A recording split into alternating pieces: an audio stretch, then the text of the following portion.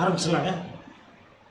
கிறிஸ்தேசுக்குள் மிகவான்பாய் அழைக்கப்பட்ட சகோதர சகோதரி, உங்கள் யாவருக்கும் நம்முடைய பரம்பிதாவாகிய யெகோவா தேவனுடைய நாமத்தினாலும் ஆண்டவராகிய இயேசு கிறிஸ்துவினுடைய நாமத்தினாலும் உங்களுக்கு கிருபையும் சமாதானம் உண்டாக கடவுது என்ற அன்பின் வாழ்த்துகளோடு இந்த அருமையான மாலை வேளையிலே சகோதர சகோதரர்களாக ஒன்று கூடி தேவனை பயன்படுத்தும்படியாக இந்த நாளை நமக்கு விசேஷமாக ஆயத்தப்படுத்திக் கொடுத்திருக்கிறார். ஆகவே இந்த மாலை நேர கூட்டத்திற்கு காரணமாக சகோதரர் தாம்சன் அவர்கள் வந்து ஜெபிக்கும்படியாக.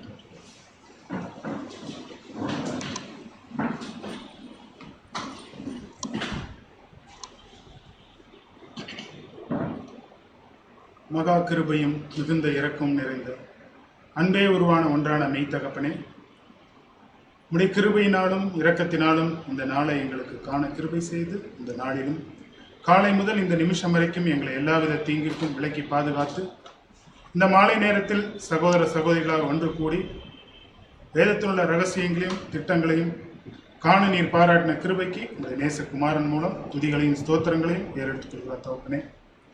எந்த விதத்திலும் தகுதி இல்லாத எங்களை உடைய குமாரன் மூலம் எங்களை தகுதிப்படுத்த சித்தம் கொண்டு ஒவ்வொரு நாளும் நீர் கொடுத்து வருகிற சத்திய ஆகாரத்திற்கு கோடான கோடி ஸ்தோத்திரம் தகப்பனே. கேட்கிற சத்தியத்தை வெறுமனியா ஒரு காதில் வாங்கி மறு காதில் விட்டுவிடாதபடி இருதயமான பலகையிலே நாங்கள் தியானித்து கிரியை மூலம் வெளிப்படுத்தி உமக்கும் உம்முடைய நேசகுமாரனுக்கும் உண்மையும் உத்தமமான ஊழியக்காரனா இந்த பூமியிலே வாழ்ந்து உம்மோடு கூட வந்து சேர நீர் தாமே எங்களுக்கு கிருபை பாராட்டியர்ல வேண்டுமாயும் நாங்கள் இந்த நேரத்தில் ஜெபிக்கிறோம் தகப்பனே. தகப்பனே, உம்மிடத்திலிருந்து நாங்கள் பெற்றுக்கொண்ட எண்ணிலடங்கா நன்மைக்கு இந்த இடத்தில் திருப்பி செலுத்த ஒன்றுமே இல்லை தகப்பனே. எல்லாம் உம்முடைய கரத்திலிருந்து நாங்கள் பெற்றுக்கொண்டிருக்கிறோம். எங்களையே உம்முடைய கரத்தில் ஒப்புவிக்கிறோம் தகப்பனே. குயவன் கையின் களிமண்ணை போல உம்முடைய உகந்த பாத்திரமாய் எங்களை வணையும் தகப்பனே.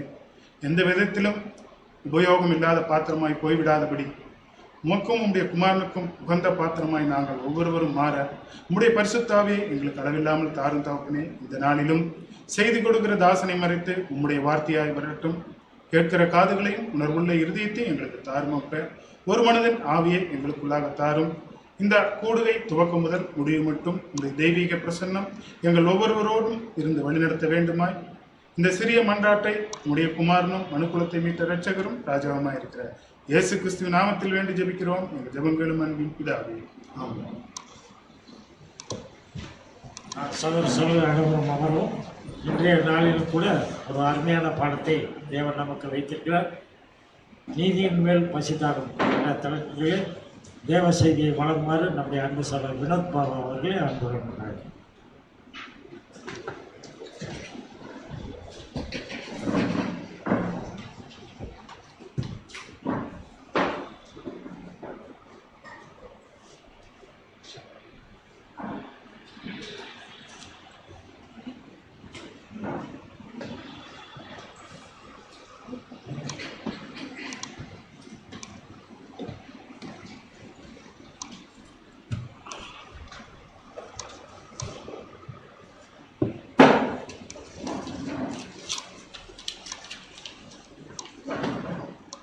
கிறிஸ்தேசுக்குள் மிகவும் பிரியமாயும் அன்பாயும் அழைக்கப்பட்ட அன்பிற்குரிய சகோதர சகோதரிகளே, உங்கள் யாவருக்கும் கிறிஸ்துவுக்குள்ளான அன்பின் வார்த்தையை கூட இந்த நேரத்திலே தெரிவித்துக் கொண்டு, இன்றைய நாளிலும் நம்முடைய பிதாவாகிய தேவன் நம் வாழ்நாட்டில் ஒரு நாளை கிருபையை கொடுத்து இந்த ஒரு சாயங்கால வேளையிலும் கூட நம் சகோதரரும் சகோதரியுமாக ஒன்று கூடி வந்து அவருடைய வேதத்தில் உள்ள மகத்துவமான காரியங்களை நாம் அறிந்து கொள்ளும்படி நம்மை கூட்டி சேர்த்திருக்கிறார்.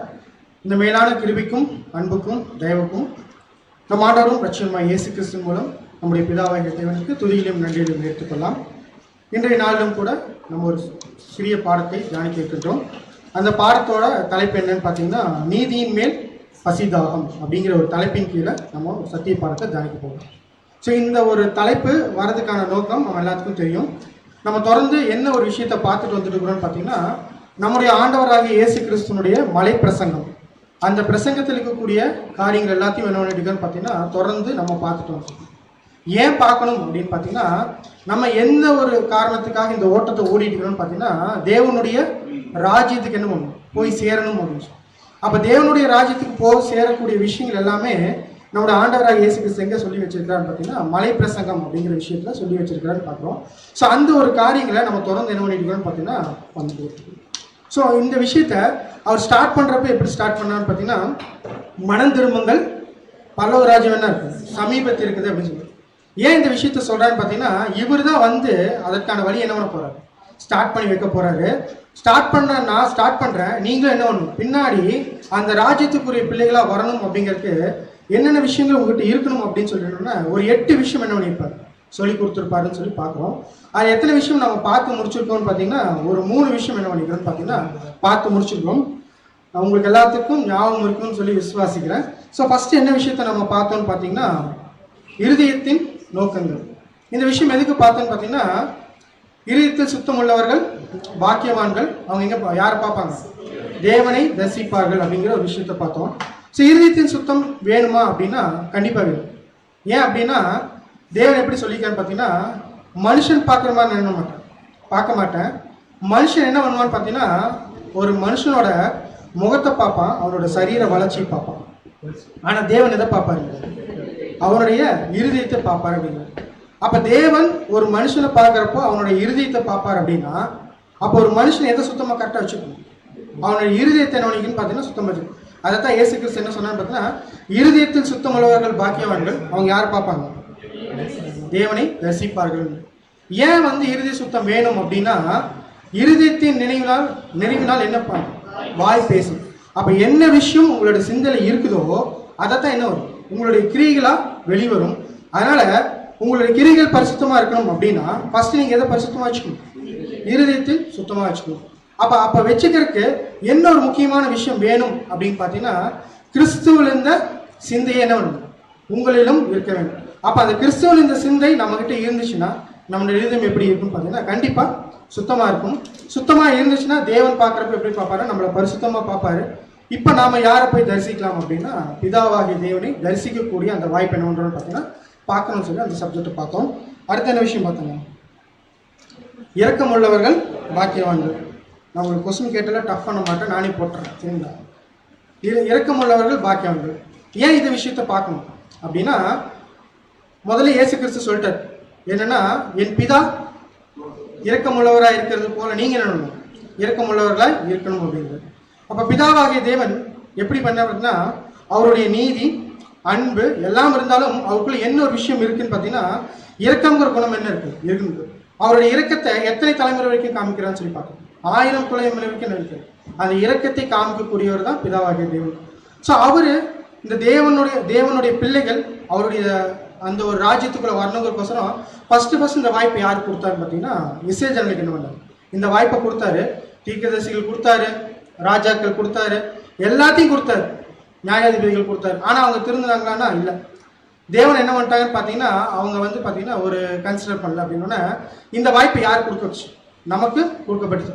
ஆனால் இத்தனை வாய்ப்பும் தேவன் கொடுக்குறப்போ அவங்க திரும்பி என்ன பண்ணலன்னு பார்த்தீங்கன்னா, அவருக்கு பிரியமா நடக்கல. இந்த தேவன் விட்டுட்டாரா அப்படின்னா அவங்க இல்லை. என்ன பண்ணாரு பார்த்தீங்கன்னா, திரும்பவும் அவங்களை கூட்டி சேர்த்துக்கு என்ன பண்றாரு, அவருடைய திட்டத்துல ஒரு திட்டம் வைக்கிறாரு. அப்ப அந்த அளவுக்கு இரக்கம் பாராட்டுறவர் தான் யாருன்னு பார்த்தீங்கன்னா பிதாவாகிய தேவன் சொல்லி பார்க்கணும்.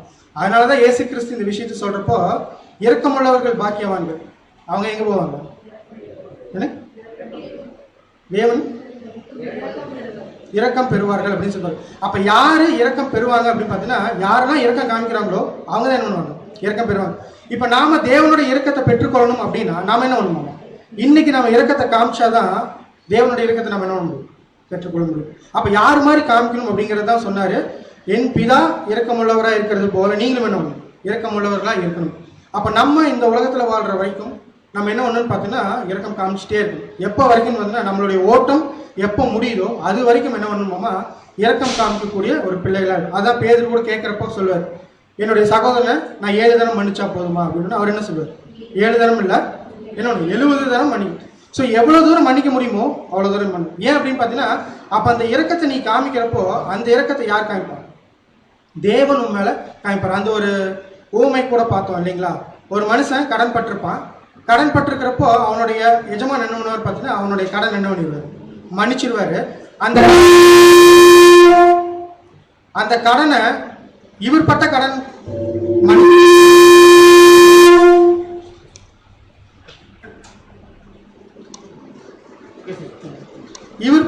மன்னிக்கப்பட்டோன்னு. ஆனா இவர் யாருக்கு இரக்கம் பாராட்டல அப்படின்னு பார்த்தீங்கன்னா, இவர்கிட்ட கடன் வாங்குறவங்க இரக்கம் பாராட்டல. அப்ப என்ன பார்த்தீங்கன்னா, அந்த ஒரு எஜமான் இவரை கொண்டு என்ன பண்ணிட்டாரு, நான் உனக்கு இறக்கம் காமிச்சேன், ஆனால் நீ என்ன பண்ணல, இறக்கம் காமிக்கலையே அப்படிங்கிறத சுட்டி காட்டி என்ன பண்ணுவார் பார்த்தீங்கன்னா இயேசு கிறிஸ்து நமக்கு ஒரு விஷயத்தை புரியும். இதே மாதிரி தான் நீங்களும் என்ன பண்ணணும்னு பார்த்தீங்கன்னா இறக்கம் காமிக்க. ஏன்னா நீங்கள் யார்கிட்ட இறக்கம் வாங்கியிருக்கீங்கன்னா தேவன்கிட்ட இறக்கம் வாங்கியிருக்கீங்க. இப்போ தேவன்கிட்ட இறக்கம் வாங்கின நீங்கள் இந்த உலகத்தில் உங்கள் சகோதரர்கிட்ட இறக்கம் காமிக்கலைன்னா அந்த இறக்கத்தை யார் எடுத்துருவா திரும்பன்னு பார்த்தீங்கன்னா தேவன் என்ன எடுத்துருவாரு அப்படிங்கிற விஷயத்த பார்த்தோம்னு சொல்லி பார்க்கணும். அடுத்த என்ன விஷயம் பார்த்தோம்னு பார்த்தீங்கன்னா சமாதானம் பண்ணுறவர்கள் பாக்கியவான்கள். ஏன் இந்த விஷயம் பார்க்கணும் அப்படின்னு பார்த்தீங்கன்னா நம்ம என்ன ஒரு சகோதரர் சொல்கிறப்ப கூட கன்க்ளூஷன் சூப்பராக சொன்னார் இல்லைங்களா. நம்மளுடைய அந்த ஒரு பப்ளிக் மீட்டிங்கோட டைட்டில் என்ன தான், சமாதானத்தின் சுவிசேஷம். அப்போ சமாதானத்தின் சுவிசேஷத்தை பிரசங்கிக்க போகிற பிள்ளைகள் நாம், சமாதானத்தின் சுவிசேஷத்தை பிரசங்கிக்க போகிற பிள்ளைகள் நாம். நாளைக்கு தேவனுடைய சமாதானமான ராஜ்யம் எப்படி இருக்குது அப்படின்னு சொல்லி கொடுக்க போகிற நாம ஃபர்ஸ்ட் எப்படி இருக்கணுமாமா, சமாதானம் பண்ணவர்களாக இருக்கணும். அப்போ சமாதானம் பண்ணவர்களாக இருந்தால் தான் என்ன பண்ண முடியும்னு பார்த்தீங்கன்னா சமாதானத்தின் ராஜ்யத்தை குறித்து என்ன பண்ண முடியும், பிரசங்கிக்க முடியும். அதுதான் எக்ஸாம்பிள் கூட பார்த்தோம். யார் பார்த்தோம், ஆபிரகாம் பார்த்தோம், அப்புறம் ஈசாக்கு பார்த்தோம், அப்புறம் யார் பார்த்தோம், தாவீது, யோனத்தான். ஸோ அவங்களுக்கு எந்த ஒரு சமாதானம் இல்லாத சூழ்நிலை இருந்தாலும் அவங்க என்ன பண்ணாங்கன்னு பார்த்தீங்கன்னா சமாதானத்தை விரும்பினாங்க அப்படின்னு சொல்லுவோம்.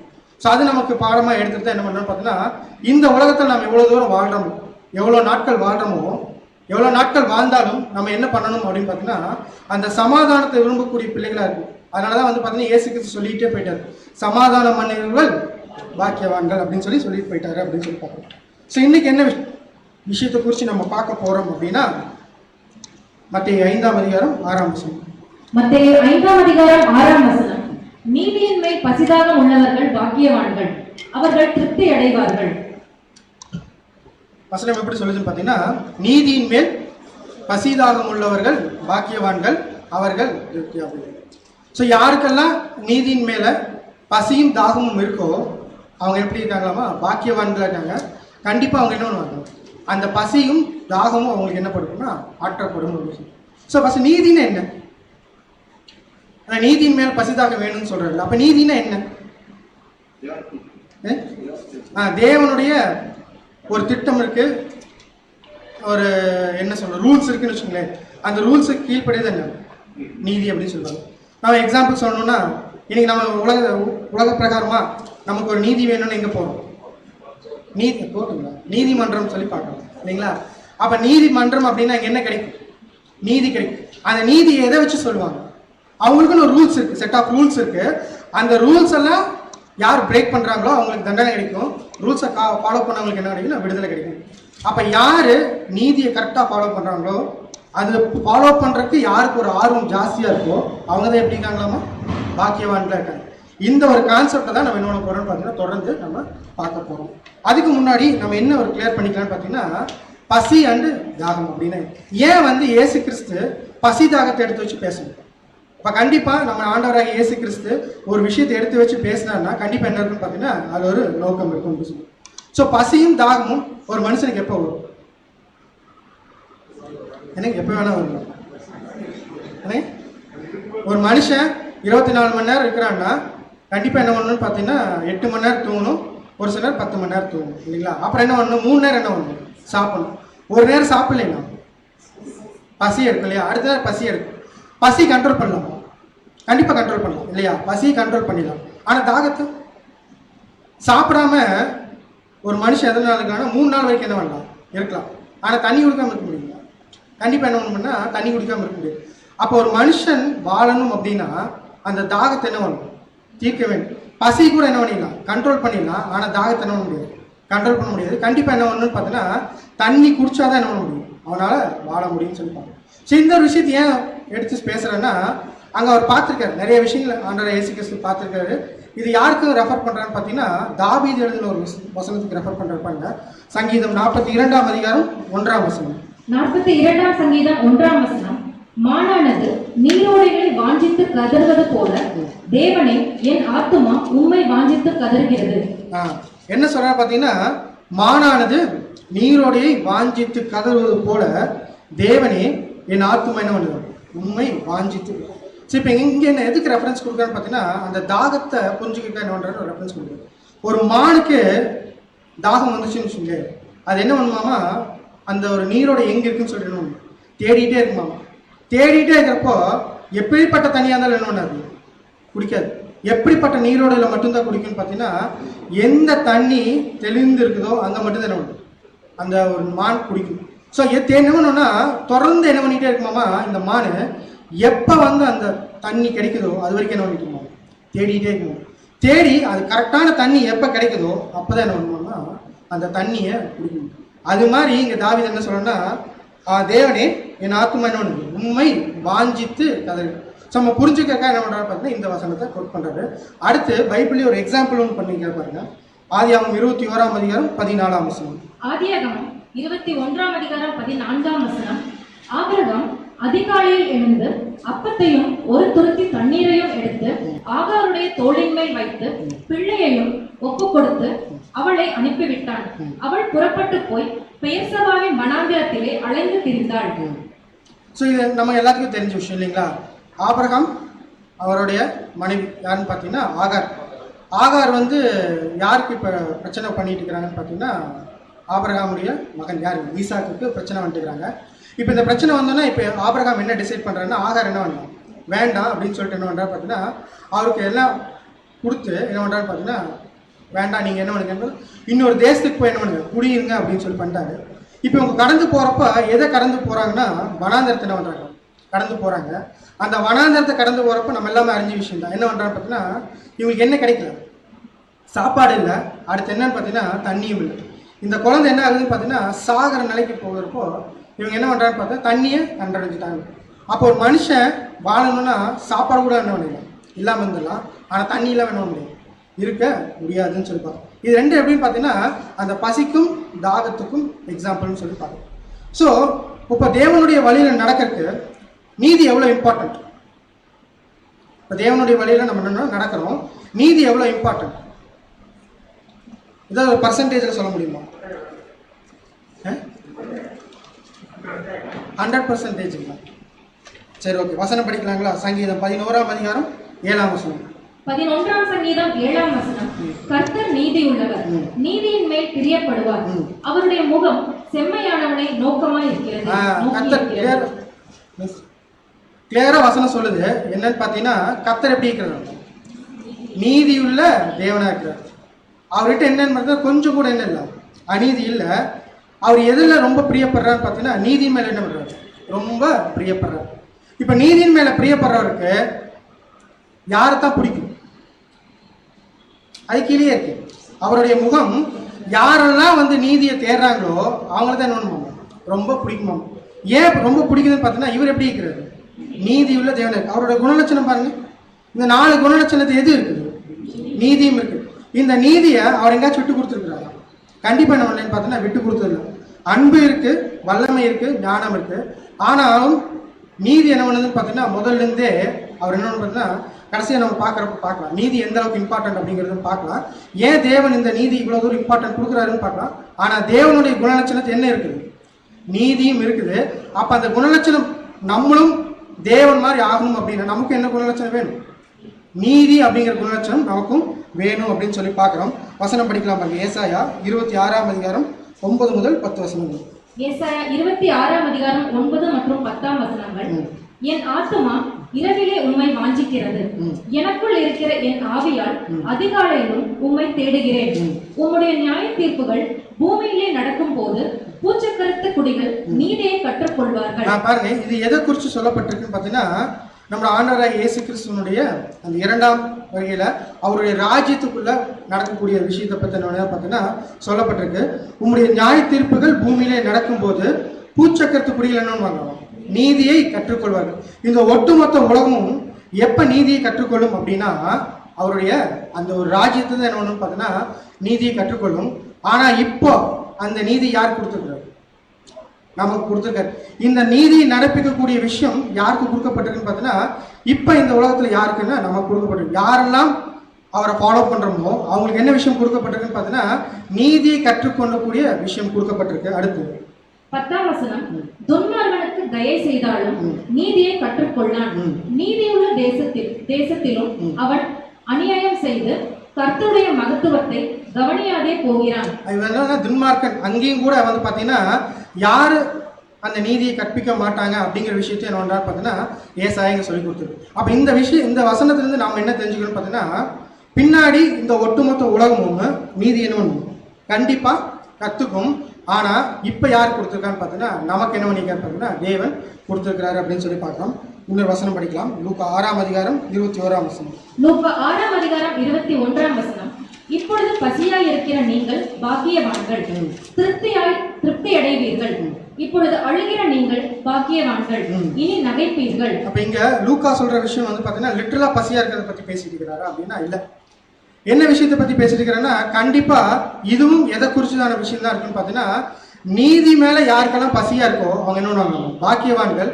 நீங்க என்ன பண்ணுவீங்க, கண்டிப்பா திருப்தி அடைவீர்கள் அப்படிங்கறத வந்து பாத்தீங்கன்னா லூக்கா கூட அவருடைய விஷயத்துல சொல்லிட்டு இருக்கிறாருன்னு சொல்லி பார்க்கிறோம். ஸோ இந்த விஷயமெல்லாம் நீதியை கடைப்பிடிக்கக்கூடிய விஷயம் யாரால மட்டும்தான் ஃபாலோ பண்ண முடியும்? நீதியை பசிதாகம் இருக்கு இல்லைங்களா, நீதி பசிதாகம் இருக்கு, நீதியை கற்றுக்கிட்டோம். நீதியை கடைப்பிடிக்கக்கூடிய விஷயம் யாரால மட்டும்தான் பண்ண முடியும்? புரியல. தேவனுடைய பிள்ளைங்களா? அது வசனம் என்ன சொல்றது பார்த்தா மத்தேயு 5ஆம் அதிகாரம் 8ஆம் வசனம். மத்தேயு 5ஆம் அதிகாரம் 8ஆம் வசனம். இருதயத்தில் சுத்தமுள்ளவர்கள் பாக்கியவான்கள், அவர்கள் தேவனை தரிசிப்பார்கள். ஏன் இந்த விஷயத்தை சொல்றாருன்னு பார்த்தீங்கன்னா, இதுதான் வந்து குவாலிஃபிகேஷன். இருதய சுத்தமா இருந்தால் தான் எதை தேடுவாங்க, நம்ம நீதியை தேடக்கூடிய விஷயம் அவங்களுக்கு வரும். இருதய சுத்தம் இல்லைன்னு வச்சுக்கோங்களேன், கண்டிப்பாக எதை தேடி போக மாட்டாங்களாமா, நீதியை தேடி போக மாட்டாங்க. அதனால தான் வந்து பார்த்தீங்கன்னா அந்த ஒரு 8 ஸ்டெப்பில் வந்து பார்த்தீங்கன்னா எல்லாமே வந்து இன்டர்லிங்க். இந்த விஷயம் கரெக்டாக இருந்தால் தான் அடுத்த விஷயம் என்ன ஆகுன்னு பார்த்தீங்கன்னா வரும்.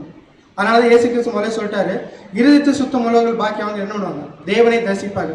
அப்போ இருதய சுத்தம் தான் ஒரு மனுஷன் என்ன பண்ணணும்னு பார்த்தீங்கன்னா நீதியை தேடக்கூடிய விஷயத்துக்குள்ள என்ன பண்ணணுமா கொண்டு போகும்.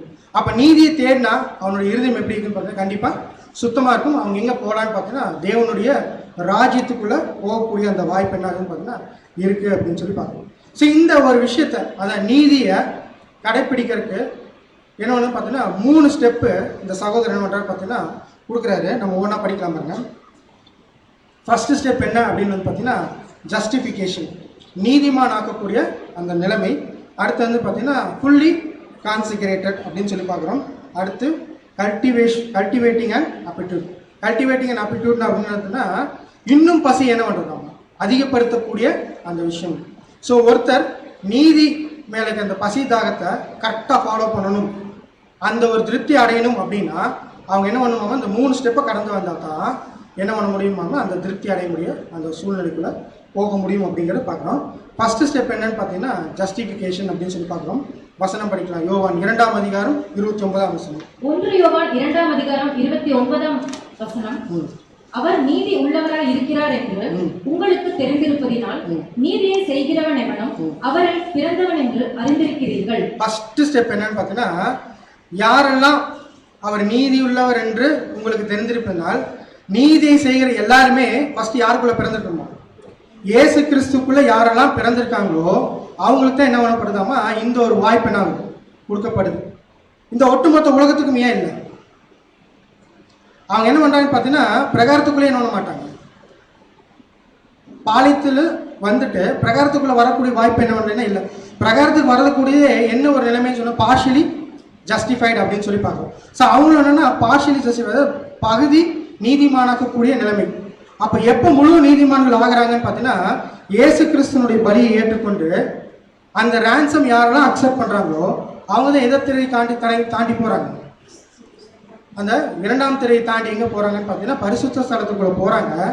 அவங்கள தான் தேவன் எப்படி பார்க்குறாருன்னா நீதிமான்களாக பார்க்குறாங்க.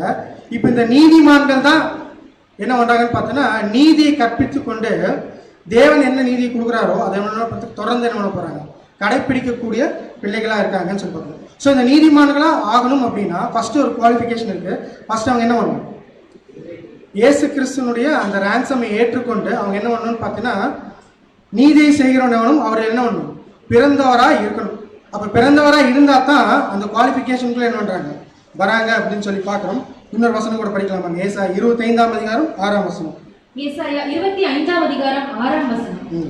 சேனைகளின் கர்த்தர் இந்த மலையிலே சகல ஜனங்களுக்கும் ஒரு விருந்தை ஆயத்தப்படுத்துவார். அது கொழுமையான பதார்த்தங்களும் பழமையான திராட்சரசமும் ஊனும் நினமும் உள்ள பதார்த்தங்களும் தெளிந்த பழமையான திராட்சரசமும் நிறைந்த விருந்தாயிருக்கும். பாத்தீங்கன்னா யாரெல்லாம் இந்த அவருடைய கிறிஸ்துவனுடைய அந்த ஈடுபலியை ஏற்றுக்கொண்டு பிறக்கிறாங்களோ அவங்களுக்கு அடுத்து என்ன கொடுக்கப்படும் பார்த்தீங்கன்னா நிறைய விஷயங்கள் என்ன பண்ணுறாதாம போதிக்கிறாராம். அதை தான் வந்து எப்படி சொல்லுதுன்னு பார்த்தீங்கன்னா சகல ஜனங்களுக்கும் ஒரு விருந்தை ஆயத்தப்படுத்துவார். அது கொழுமையான பதார்த்தங்களும் பழமையான திராட்சரசமும் ஊனும் நினமும் உள்ள பதார்த்தம். இதை அடிக்கடி நம்ம எதுக்கு ரெஃபர் பண்ணுவோம்னு பார்த்தீங்கன்னா இந்த ராஜ்யத்துக்குரிய விஷயத்துக்கு ரெஃபர் பண்ணுவோம். ஆனால் இப்போ இந்த விஷயமெல்லாம் யாருக்கு கொடுக்கப்பட்டிருக்கு? நமக்கு கொடுக்கப்பட்டிருக்கு. இது பின்னாடி யார் வாங்க போறாங்கன்னு பார்த்தீங்கன்னா உலக ஜனங்கள் வாங்க போறாங்க. ஆனால் இப்போ இந்த பதார்த்தங்கள் எல்லாம் இங்கே யார் கொடுக்கப்பட்டிருக்குன்னு பார்த்தீங்கன்னா நமக்கு கொடுக்கப்பட்டிருக்கு. ஏன் இங்கே வந்து பழமையான திராட்சரசம்னு போட்டிருக்காங்க? திராட்சரசம்னு போட்டிருக்கிறாங்க. இந்த பாயிண்டே தான் என்னன்னு பார்த்தீங்கன்னா பழசுன்னு எப்போ சொல்லுவோம்? புதுசா ஒரு விஷயம் வந்ததுக்கு அப்புறமா இல்லை. யாராச்சும் ஒருத்தர் யூஸ் பண்ணிட்டு கொடுத்தா என்ன ஆகும்? அது பழசாகும் இல்லைங்களா? இப்போ இந்த விஷயம் திராட்சரசம் ஃபர்ஸ்ட் இங்கே யாருக்கு கொடுக்கப்பட்டுச்சு? நமக்கு கொடுக்கப்பட்டுச்சு. இப்போ இதே திராட்சரசத்தை தான் யாரும் சாப்பிட போறாங்க? அவருடைய ராஜ்யத்தில் இந்த ஒட்டுமொத்த உலகம் என்ன பண்ண போறாங்க? சாப்பிட போறாங்க. அதனால தான் என்ன சொல்லணும்னு பார்த்தீங்கன்னா பழமையான திராட்சரசம் உங்களுக்கு இது முதலே கொடுக்கப்பட்டுச்சு. இப்போ நீங்க என்ன பண்ணிட்டீங்கன்னா புதுசா சாப்பிட்டுக்கிறீங்க. ஆனா இந்த திராட்சரசம் பின்னாடி ஒட்டுமொத்த உலகத்துக்கும் எப்படி இருக்குன்னு பார்த்தீங்கன்னா ஏற்கனவே உங்களுக்கு கொடுத்தது தான் நான் என்ன பண்ண போறேன்? கொடுக்க போறேன் அப்படிங்கிறத என்ன சொல்லுதுன்னு பார்த்தீங்கன்னா பழமையான திராட்சரசம். அப்போ இன்னைக்கு நம்ம அவருடைய அந்த ஒரு பிறப்பு கிறிஸ்துவுக்குள்ள பிறந்து வந்ததுக்கு அப்புறம் நமக்கு என்ன பண்ணாரு பார்த்தீங்கன்னா அதிகப்படியான போதைகள் என்ன பண்ணிட்டு இருக்காரு? கொடுத்துட்டு இருக்கிறாரு அப்படின்னு சொல்லி பார்க்குறோம். இன்னொரு வசனம் படிக்கலாம். மத்திய 22ஆம் அதிகாரம் 4ஆம் வசனம். மத்தேயு 22ஆம் அதிகாரம் 4ஆம் வசனம்.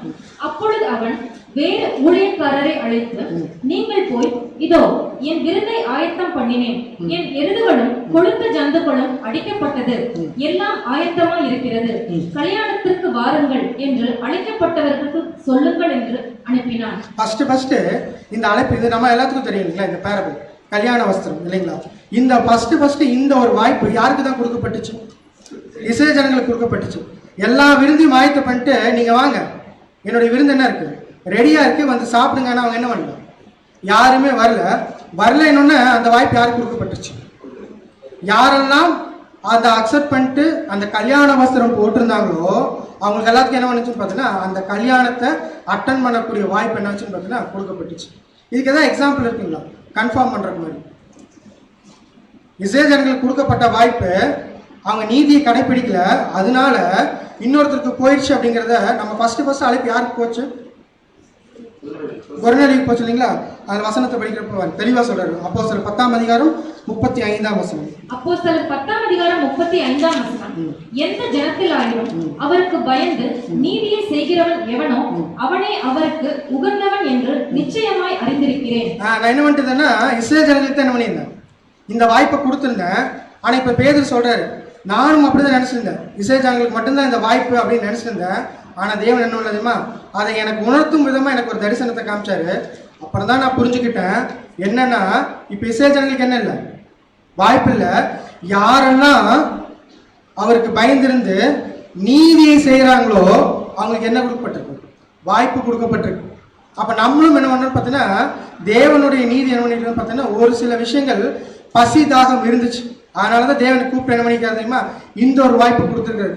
இந்த ஒரு வாய்ப்பு எல்லாத்துக்கும் இருந்தாலும் யாருக்கெல்லாம் பசிதாகம் இருந்தாலும் யாரெல்லாம் அந்த பரிசுத்த ஸ்தலத்துக்குள்ள வந்து வேலை செய்யக்கூடிய ஒரு வாய்ப்பை பெற்றிருக்கிறாங்களோ அவங்களுக்கு தான் என்ன வருதுன்னு பார்த்தோன்னா அந்த நீதியை கடைபிடிக்கக்கூடிய அந்த விஷயம் இருக்கு.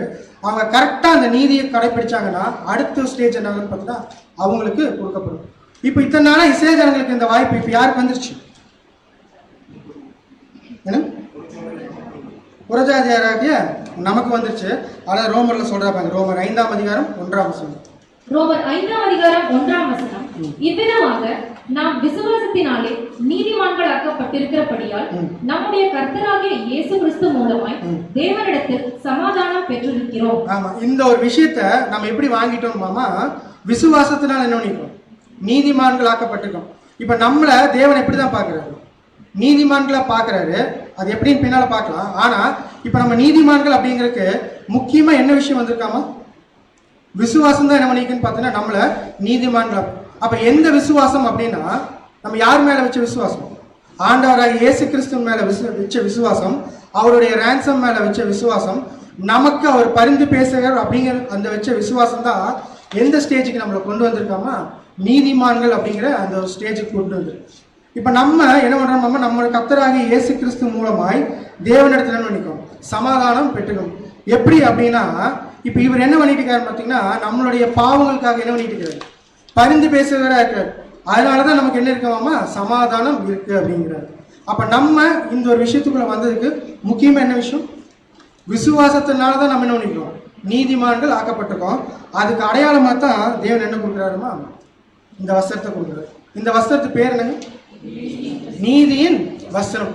இந்த வஸ்திரத்தை யாருக்கு ஈக்குவல் பண்ணி பார்க்கணும்? ஆண்டவராக இயேசு கிறிஸ்துவே என்ன பண்ணிக்கிறோம்? நம்ம வஸ்திரமா போட்டுக்கணும். ஏன் அப்படின்னா அவரு தான் முதல் என்ன பண்ணாதுங்களா, தேவனுடைய நீதியை பர்ஃபெக்டா என்ன பண்ணார்?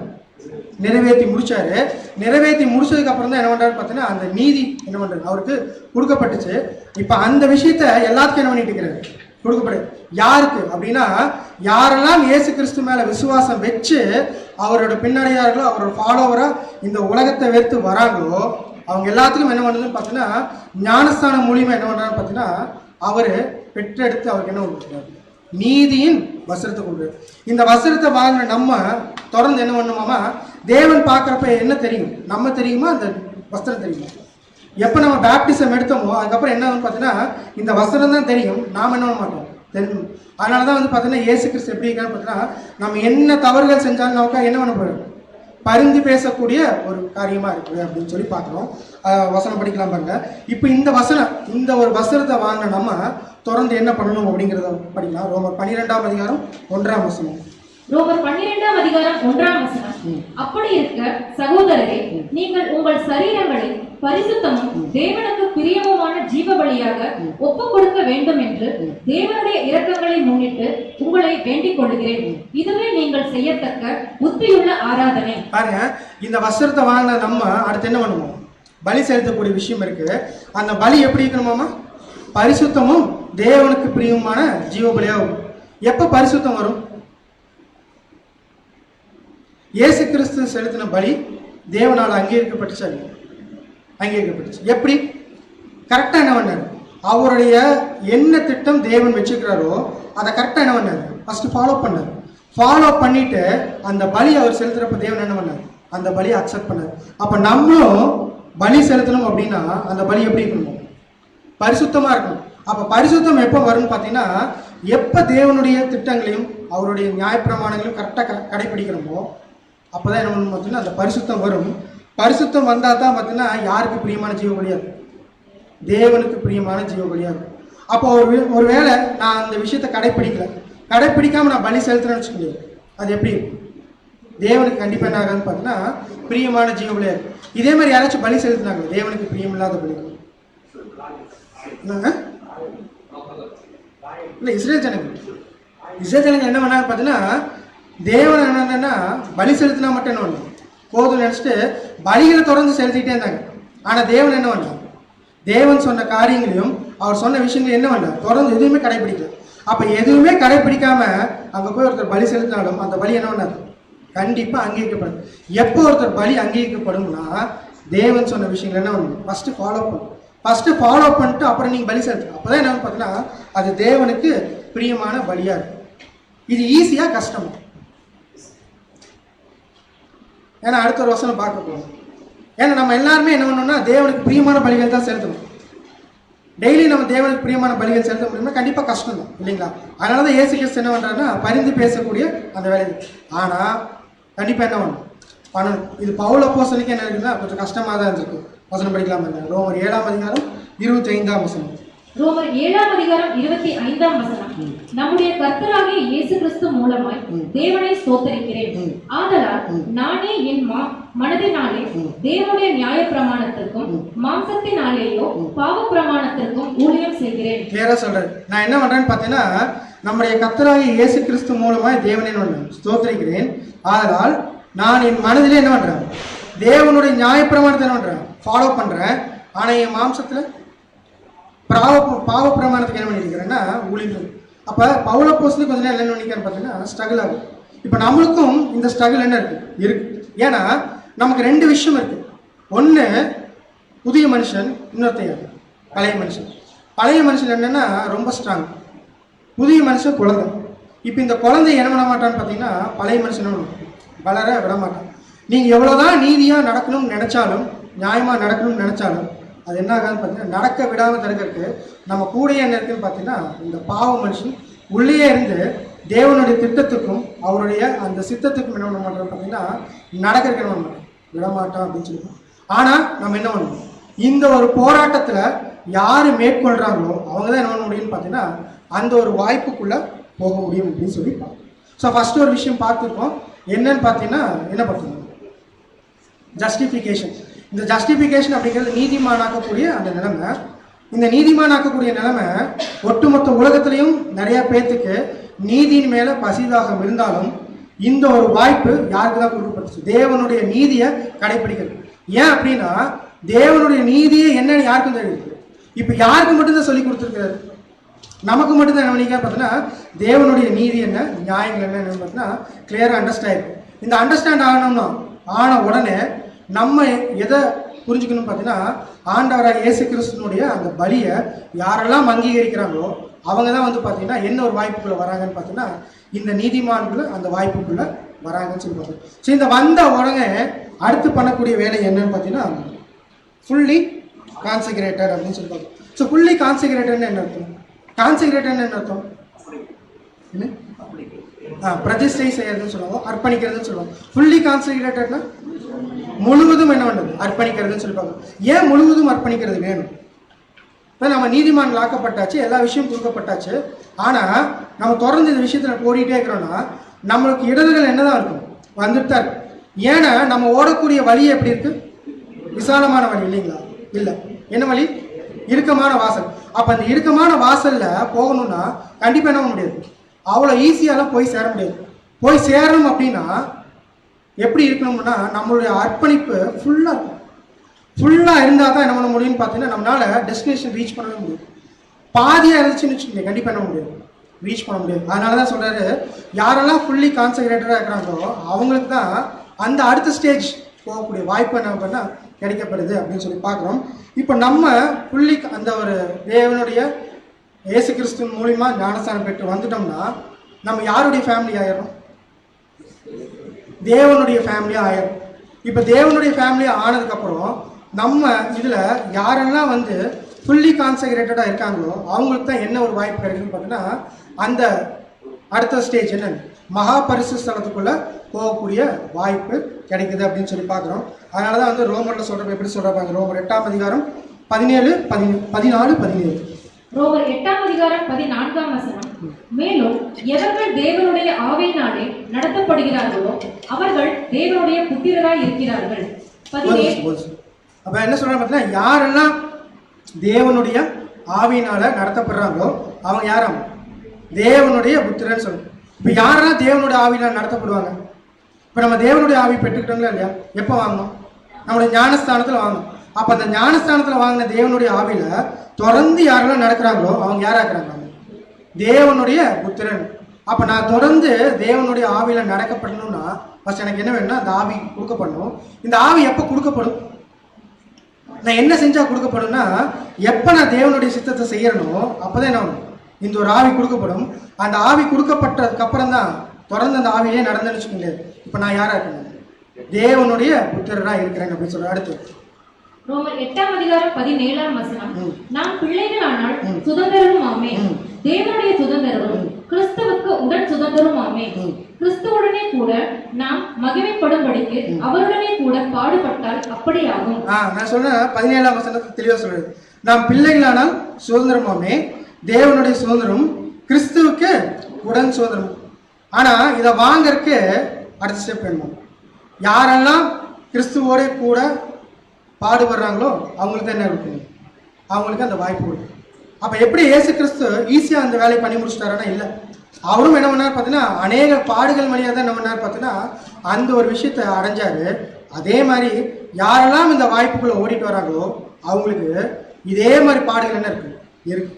ஏன் ஃபுல்லி கான்சன்ட்ரேட்டட் வேணும்னா இதை ரீசன். அவர் இயேசு கிறிஸ்து முழுவதும் அர்ப்பணிச்சார். அதனால தான் என்ன பண்ண முடிஞ்சுன்னு பார்த்தீங்கன்னா அதை செய்ய முடிஞ்சிச்சு. இப்போ நானும் முழுசாக அர்ப்பணிச்சாதான் என்ன பண்ண முடியும்னு பார்த்தீங்கன்னா அந்த வேலையை செய்ய முடியும். ஒருவேளை நான் பார்ஷியலாக இருந்தேன்னு வச்சுக்கோங்க, கண்டிப்பாக என்ன பண்ண முடியாது, இந்த உலகத்துக்கும் தேவனுடைய நீதிக்கு என்ன பண்ண முடியாது, ஊழியம் செய்ய முடியாது. அதனால தான் யாரெல்லாம் ஃபுல்லி கான்சன்ட்ரேட்டடாக இருக்காங்களோ அவங்க மட்டும்தான் என்ன பண்ண முடியுமாமா அடுத்த ஸ்டேஜுக்குள்ளே போகக்கூடிய அந்த வாய்ப்பை பெற முடியும் அப்படிங்கிறாரு. இந்த வாய்ப்பை நாம் வாங்குறதுக்கு ஒரு ரீசன் சொல்கிறப்ப கலாத்தியர் 3:26 கலாத்தியர் 3:26 நீங்கள் எல்லாரும் கிறிஸ்து இயேசுவை பற்றும் விசுவாசத்தினால் தேவனுடைய புத்திரராய் இருக்கிறீர்களே. நீங்க எப்படி தேவனுடைய புத்திரர்களா மாறினீங்கன்னா, எப்ப நீங்க இயேசு கிறிஸ்து மேல விசுவாசம் வச்சீங்களோ அப்பதான் என்ன பண்ணிட்டீங்க, தேவனுடைய புத்திரரை நீங்க என்ன பண்ணிட்டீங்கன்னா கன்சிடர் பண்ணப்பட்டுட்டீங்க. இப்போ இந்த கன்சிடர் பண்ணப்பட்ட நீங்க தொடர்ந்து என்ன பண்ணணும்னா அந்த தேவனுடைய சித்தத்தையும் அவருடைய நீதியும் தொடர்ந்து செஞ்சால், அப்ப செய்யணும் அப்படின்னா உங்களுக்கு ஃபர்ஸ்ட் என்ன வேணும், அந்த ஃபுல்லி கான்செக்ரேட்டட் அப்படிங்கிற அந்த மைண்டு வேணும் அப்படிங்கிறாரு. இன்னொரு வசனம் படிக்கலாமா? கலாத்தியர் 4:6. கலாத்தியர் 4:6. மேலும் நீங்கள் புத்திரராய் இருக்கிறபடியினால் அப்பா பிதாவே என்று கூப்பிடத்தக்கதாக தேவன் தமது குமாரனுடைய ஆவியை உங்கள் இருதயங்களில் அனுப்பினார். இப்ப என்ன சொல்றாரு பாத்தீங்கன்னா, நீங்க யாருடைய ஃபேமிலியா மாறிட்டீங்க, தேவனுடைய ஃபேமிலியா மாறிட்டீங்க. நீங்க அவர் என்னன்னு கூப்பிட்டுருக்கீங்க, அப்பா பிதாவே கூப்பிட்டுருக்கீங்க. இப்போ இந்த ஒரு வாய்ப்பு யார் கொடுத்தான்னு பார்த்தீங்கன்னா ஆண்டவர் இயேசு கிறிஸ்து கொடுத்துருக்காரு. ஏன்னா அவர் தான் வந்து யார் பிதான்னு என்ன பண்ணார், இன்ட்ரோடியூஸ் பண்ணி வச்சாங்க. இப்போ நீங்கள் அவர் அப்பா பிதாவேன்னு கூப்பிடுறீங்க அப்படின்னா உங்களுடைய கிரியைகள் எப்படி இருக்கும்? இப்போ ஒரு குழந்தை தப்பு பண்ணுதுன்னு வச்சுக்கோங்க, ஸ்கூலில் குறும்பு பண்ணுதுன்னா ஃபஸ்ட்டு அந்த குழந்தைகிட்ட என்ன கேட்பாங்க, உங்களுடைய அப்பா அம்மா யாரும்? ஏன் அவங்க எப்படி இருக்கிறாங்களோ அதே மாதிரி தான் யார் செஞ்சுட்டு இருக்கோம், இந்த குழந்தைய செய்யும். இப்போ நம்மளை பார்ப்பாங்க. இப்போ நம்ம ஒரு விஷயத்த செய்யறோம்னு வச்சுக்கோங்களேன், அப்போ நம்மளோட அப்பா யாருன்னு தெரிஞ்சுட்டாங்கன்னா இப்போ நான் செய்கிற விஷயம் கரெக்டாக இருந்துச்சுன்னா அந்த மகிமை யாருக்கு போகும், தேவனுக்கு போகும். ஒருவேளை நான் செய்யறது கரெக்டாக இல்லை அப்படின்னா அதுவும் யாருக்கு தான், தேவனுக்கு தான். அப்போ நீங்கள் நல்லா புரிஞ்சுக்குங்க, அப்பா பிதாவே என்னன்னீங்க கூப்பிட்டுக்கிறீங்கன்னா அந்த கிரியை என்னன்னு நீங்கள் கரெக்டாக வச்சுக்கணும். அந்த கிரியை கரெக்டாக வச்சுக்கிட்டாதான் என்ன பண்ணணும் அப்படின்னா அவரை மகிமைப்படுத்தக்கூடிய அந்த ஒரு வாய்ப்பு என்னன்னா இங்கே உங்களுக்கு கிடைக்கும். அதனால தான் என்ன கேட்குறாருன்னா ஃபுல்லி கான்சென்ட்ரேட்டட் வேணும். இப்போ எல்லாருமே இந்த விஷயத்தை செஞ்சிட முடியுமா? நான் ஒரு வேளை பாதி மட்டும் கான்சென்ட்ரேட் பண்ணிட்டு வாழ்ந்துட்டு இருக்கிறேன்னா ஃபுல் அண்ட் ஃபுல் தேவனுக்கு மகிமையான காரியங்கள் எல்லாம் செய்ய முடியுமானா கண்டிப்பாக பண்ண முடியாது, செய்ய முடியாது. அப்போ நான் எப்போ தேவனுக்கு முழுசும் பிரியமாக நடக்க முடியும் அப்படின்னா ஃபுல்லி கான்சென்ட்ரேட்டட் அப்படிங்கிற அந்த விஷயத்துக்குள்ள நான் போனால் மட்டும்தான் என்ன பண்ணணும் பார்த்தீங்கன்னா அதை செய்ய முடியும். அப்படி நான் செய்கிற ஒவ்வொரு விஷயமும் யாருடைய பேர், பிதாவாகிய தேவனுக்கும் அந்த குமாரனுக்கும் என்ன பண்ணணும் பார்த்தீங்கன்னா அந்த மகிமை போகக்கூடிய விஷயமா இருக்கும் அப்படின்னு சொல்லி பார்க்குறோம். இன்னொரு வசனம் கூட படிக்கலாம். 1 யோவான் 1:7 முதல் 9 வசனங்கள். 1 யோவான் 1:7, 8, 9 அவர் ஒளியில் இருக்கிறது போல நாமும் ஒளியிலே நடந்தால் ஒருவரோடு ஒருவர் ஐக்கியப்பட்டிருப்போம். பாருங்க, கிளியரா சொல்றாரு. அவர் ஒளியில் இருக்கிறது போல நீங்களும் ஒளியில் இருந்தா என்ன பண்ணுங்க, ஒருவரோடு ஒருவர் ஐக்கியப்பட்டிருப்போம். அவர் என்ன பண்றாரு, அவர் கரெக்டா ஒளியில பிரகாசமா இருக்கிறாரு. இப்ப நீங்க இருட்டுல இருந்தீங்கன்னா என்ன ஆகாதுன்னு பாத்தீங்கன்னா மேட்ச் ஆகாது. அப்ப அவரும் நீங்களும் எப்படி இருக்குன்னு பார்த்தீங்கன்னா ஒரே மாதிரி இருக்கணும்னா அவர் ஒளியில் இருக்கிற மாதிரி நீங்களும் இருக்கணும். அப்பதான் என்ன பண்ணுன்னு பாத்தீங்கன்னா அந்த ஃபேமிலி நீங்க யாரு, ஒரு மெம்பர். இப்போ நான் கரெக்டாக இல்லை அப்படின்னா அந்த ஃபேமிலியில் மெம்பர்னு சொல்ல முடியுமா? நான் கண்டிப்பாக பண்ண முடியாது, சொல்ல முடியாது. அவருடைய குமாரனாகிய இயேசு கிறிஸ்துவின் ரத்தம் சகல பாவங்களையும் நீக்கணும் நம்மை. இப்போ நம்ம என்ன பண்ணிக்கிறோம் பார்த்தீங்கன்னா குமாரனாகிய இயேசு கிறிஸ்து மூலிமா எல்லா பாவத்தையும் நீக்கிட்டு யாரையே ட்ரெஸ்ஸாக கொடுத்துருக்குறாரு, இயேசு கிறிஸ்துவே ட்ரெஸ்ஸாக கொடுத்துட்டு இந்த ஒரு ஓட்டத்தில் ஓடு அப்படின்னா நான் எப்படிப்பட்ட பிள்ளையாருன்னா வெளிச்சத்தின் பிள்ளையாக இருந்தால் தான் அந்த ஃபேமிலிக்குள்ள நான் எப்படி இருப்பேன், ஒரு மெம்பராக இருப்பேன். ஒருவேளை நான் வெளிச்சத்தின் பிள்ளையாக இல்லைன்னு வச்சுக்கோங்க, அப்புறம் என்ன பண்ண முடியாது, அந்த ஃபேமிலியில் மெம்பர்னு என்ன பண்ண முடியாது, சொல்ல முடியாது. அடுத்த 8ஆம் வசனம். நமக்கு பாவம் இல்லை என்போமானால் நம்மை நாமே வஞ்சிக்கிறவர்களாய் இருப்போம், சத்தியம் நமக்குள் இராது. ஆமா, என்னன்னு பார்த்தீங்கன்னா no man is perfect except இயேசு கிறிஸ்து. அப்போ நம்ம எல்லாத்துக்குமே என்ன இருக்குன்னு பார்த்தீங்கன்னா பாவம் இருக்கு. ஆனால் அந்த பாவத்தை யார்கிட்ட கரெக்டாக அறிக்கணும், இயேசு கிறிஸ்து அறிக்கையிட்டோம்னா நம்ம என்ன வேணாலும் பார்த்தீங்கன்னா அந்த பாவத்திலேருந்து நம்ம மீட்டுக்கலாம். அப்படி ஒரு வேலை அறிக்கை இல்லைன்னா அவர் என்ன சொல்றாரு பார்த்தீங்கன்னா சத்தியம் நமக்குள் இராது அப்படிங்கிறாரு. அடுத்து 9ஆம் வசனம். 9ஆம் வசனம், நம்முடைய பாவங்களை நாம் அறிக்கையிட்டால் பாவங்களை நமக்கு மன்னித்து எல்லா அநியாயத்தையும் நீக்கி நம்மை சுத்திகரிப்பதற்கு அவர் உண்மையும் நீதியும் உள்ளவராய் இருக்கிறார். பார்த்தீங்கன்னா இந்த ஒரு விஷயம் தான் நமக்கு என்னன்னு பார்த்தீங்கன்னா செகண்ட் ஸ்டேஜில் கொடுக்கப்பட்ட ப்ரிவிலேஜ். நம்ம எவ்வளோ செஞ்சாலும் யார் நமக்காக பரிந்து பேசுறதுக்கு இருக்கிறார்? ஆண்டவராக இயேசு கிறிஸ்து பரிந்து பேசுறதுக்கு ரெடியாக இருக்கிறாரு. ஆனால் ஒரு விஷயம் என்னன்னு பார்த்தீங்கன்னா நம்ம என்ன பண்ணணும்? ஃபர்ஸ்ட் அக்செப்ட் பண்ணணும். அந்த அக்செப்டன்ட் இருந்தால் தான் யார் பரிந்து பேசுவான்னு பார்த்தீங்கன்னா இயேசு கிறிஸ்து பரிந்து பேசுவார். அப்போ எல்லாருமே பாவம் செய்யக்கூடிய அந்த வாய்ப்புகள் இருக்கு. ஆனாலும் எப்போ அதை கரெக்டாக புரிஞ்சுக்கிட்டு அதை நம்ம அறிக்கையிடுறோமோ அதோடு அதை செய்யாமல் இருக்கும். அது ஒரு முக்கியமான பாயிண்ட். அதோடு செய்யாமல் இருந்தோம்னா ஆண்டவர் இயேசு கிறிஸ்து என்னன்னா நம்மகிட்ட பரிந்து பேசி அவருக்காக நமக்காக பரிந்து பேசி நம்மளை என்ன பண்ணுறா பார்த்தீங்கன்னா தொடர்ந்து இந்த ஓட்டத்துக்குள்ள நம்ம இருக்கிறதுக்கு நமக்கு வாய்ப்பு கொடுக்குறோம். இந்த ஒரு ஓட்டத்தை தொடர்ந்து ஓடணும்னா நம்ம யாருடைய ஃபேமிலியாக இருக்கணும்னு பார்த்தீங்கன்னா தேவனுடைய அந்த ஃபேமிலியாக இருக்கணும். ஸோ ஃபஸ்ட்டு பாயிண்ட்டு நீதிமான் ஆக்கப்படுறது. ரெண்டாவது பாயிண்ட் என்னன்னு பார்த்தீங்கன்னா நீதிமான் ஆக்கப்பட்டவங்க அடுத்து என்ன ஸ்டேஜுக்கு போகணும் அப்படின்னு பார்த்தீங்கன்னா ஃபுல்லி கான்செக்ரேட்டட் அப்படிங்கிற ஸ்டேஜுக்கு போகணும். ஏன் அந்த ஃபுல்லி கான்செக்ரேட்டட் வேணும் அப்படின்னா நம்ம ஓடிட்டு இருக்கிறது எந்த வழி? இடுக்கமான வாசல். அப்போ அந்த இடுக்கமான வாசலில் ஓடுறது அவ்வளோ ஈஸி இல்லை. ஈஸியாக இருக்கணும் அப்படின்னா நம்மக்கிட்ட என்ன ஒன்று பார்த்தீங்கன்னா அந்த ஃபுல்லி கான்சென்ட்ரேட்டட் அப்படிங்கிற விஷயம் இருந்தால் தான் என்ன பண்ண முடியும்னு பார்த்தீங்கன்னா எல்லா விஷயத்தையும் கரெக்டாக செய்ய முடியும். ஒரு வேலை தவறுனா கூட நம்ம என்ன பண்ணணும்னு பார்த்தீங்கன்னா நம்ம ஆண்டவரை இயேசு கிறிஸ்துக்கிட்ட அதுக்கான மன்னிப்பு வாங்கிட்டு தொடர்ந்து என்ன பண்ணணும்னு பார்த்தீங்கன்னா அந்த ஒரு தவறுகளை செய்யறவர்களாக இல்லாமல் தொடர்ந்து என்ன பண்ணணும்னு பார்த்தீங்கன்னா நீதியை தேடி ஓடினோம்னா இந்த ஒரு ஃபேமிலிக்குள்ள நாமளும் என்ன பண்ணணும் இருக்கலாம் அப்படிங்கிறது ரெண்டாவது விஷயம். மூணாவது கல்டிவேட்டிங் அண்ட் அப்பிடைட், பசியை வளர்ப்பது. எப்போ பசி வரும் மனுஷனுக்கு? டெய்லி வரும். சாப்பிடாம இருந்தால் வரும் இல்லை, அது சாப்பிடாம இருந்தால் வரும்ன்றது. எப்போ பசி வரும் பார்த்தீங்கன்னா இப்போ காலையில் சாப்பிட்டான் மதியம் பசி வருமா? கரெக்டான பாயிண்ட்னா செரிமானம் ஆகணும். அப்போ செரிமானம் ஆகணும் அப்படின்னா என்ன பண்ணணும்? சாப்பிட்டதுக்கேற்ற அந்த வேலையை செய்யணும். அப்போ இங்கே அடுத்து நம்ம பார்க்க போகிறது அதான். என்னென்னா நீங்கள் நிறைய சாப்பாடு என்ன பண்ணிட்டீங்க வாங்கி சாப்பிட்டீங்க. நம்ம கூட என்ன பண்ணிட்டுருக்கோன்னு பார்த்தீங்கன்னா ஒரு 260 நாளா 240 நாள் என்ன சாப்பாடெல்லாம் வாங்கி சாப்பிட்டாச்சு. இப்போ இந்த சாப்பாடு நமக்கு போயிட்டே இருக்கு. ஆனால் நம்ம தொடர்ந்து பசி எடுக்கணும். தொடர்ந்து பசி எடுக்கணும்னா என்ன பண்ணணும்? அதை கிரியில காமிக்கணும். எப்போ நம்ம கிரியில காமிக்கிறோமோ திரும்ப என்ன ஆகும்? நமக்கு பசி வரும். திரும்ப என்ன பண்ணணும்? சாப்பாடு தேடி போகணும். ஒருவேளை நான் கிரியில காமிக்கலன்னு வச்சுக்கோங்க, கண்டிப்பாக என்ன ஆகாது? பசி எடுக்காது. அதுதான் என்ன பண்ண போறோம்னா அடுத்து நம்ம பார்க்கக்கூடிய ஒரு ஸ்டேஜ் அப்படின்னு சொல்லி பார்க்குறோம். 1 பேதுரு 2ஆம் அதிகாரம் 1 முதல் 3 வசனங்கள். 1 பேதுரு 2ஆம் அதிகாரம் 1, 2, 3ஆம் வசனங்கள். இப்படி இருக்க கர்த்தர் தய உள்ளவர் என்பதை நீங்கள் ருசி பார்த்ததுண்டானால் சகல துர்குணத்தையும் சகலவித கபடத்தையும் வஞ்சகங்களையும் பொறாமைகளையும் சகலவித புறம் ஊறுதலையும் ஒழித்துவிட்டு நீங்கள் வளரும்படி புதிதாய் பிறந்த குழந்தைகளைப் போல திருவசனமாகிய களங்கமில்லாத ஞானப்பாலின் மேல் வாஞ்சையாய் இருங்கள். இப்போ நீங்க என்ன வந்துட்டீங்கன்னு பார்த்தீங்கன்னா தேவன் யார் அப்படின்னு வந்துட்டீங்க, ருசி பார்த்துட்டீங்க. இப்போ ருசி பார்த்த நீங்க அவருடைய சாப்பாடு என்ன பண்ணிட்டீங்க? அதிகமாக சாப்பிட்டீங்க. தொடர்ந்து நீங்க இருக்கணும், உங்களுக்கு பசி வரணும் அப்படின்னா அந்த கிரியை என்ன பண்ணணும்? நீங்க காமிக்கணும். அப்படின்னா நீங்க எதை விட்டு விலகணுமாமா? சகல துர்குணத்தையும் சகல கபடத்தையும் வஞ்சகங்களையும் பொறாமைகளையும் சகலவித புறங்கூறுதல் நீங்க என்ன பண்ணணும்?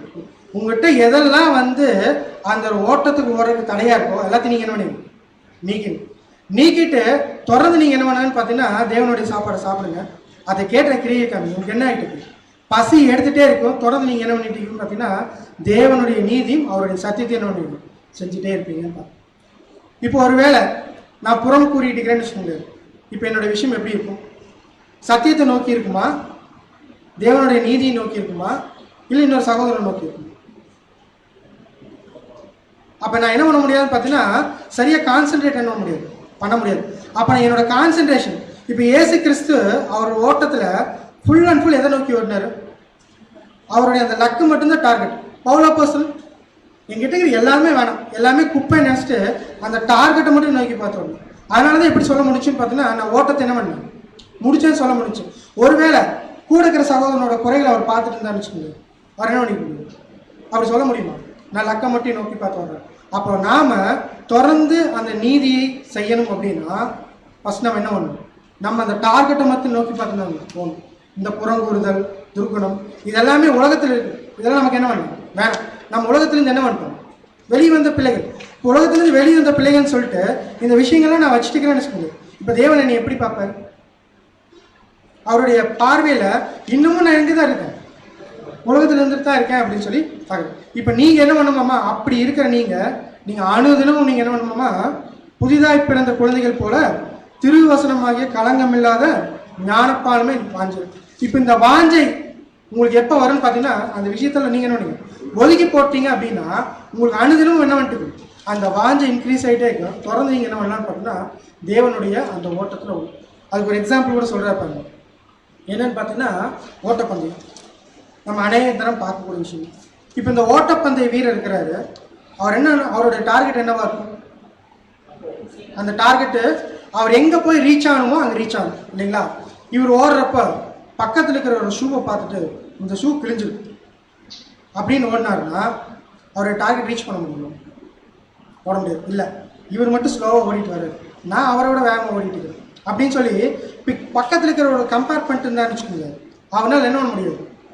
ஓட முடியாது. அதனால சொல்கிறாரு, நீங்கள் டார்கெட் அச்சீவ் பண்ணணுமா ஃபஸ்ட் நீங்கள் என்ன பண்ணணும்? உங்கள்கிட்ட இருக்கிற இந்த விஷயத்தெல்லாம் என்ன நீங்கள் ஒதுக்கிடணும். ஒதுக்குனா மட்டும்தான் நீங்கள் எங்கே போக முடியும்னு பார்த்தீங்கன்னா அந்த ஒரு டார்கெட்டை ரீச் பண்ண முடியும்.